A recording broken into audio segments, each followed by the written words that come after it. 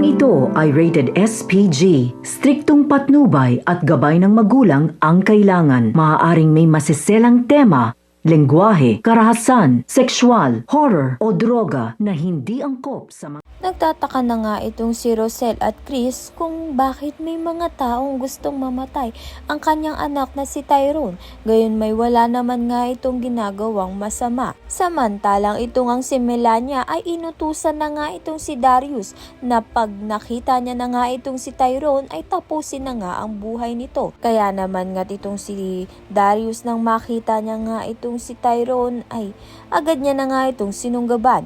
Subalit hindi nga siya nagtagumpay dahil nga itong ang si Angel ay sumagip sa buhay muli ni Tyrone. Pilit ngang tumatakas itong si Tyrone upang makapiling niya nga muli ang kanyang ina. Subalit hindi nga siya makatakas dahil itong ang si Angel ay bantay sarado siya.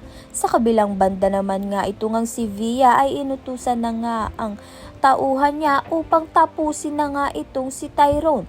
Kaya naman nga dalawang masamang tao nga ang gustong mamatay itong si Tyrone. Malalaman nga natin kung makatakas nga ba si Tyrone. Kaya naman nga't yan at iba pa ang dapat nating pakaabangan.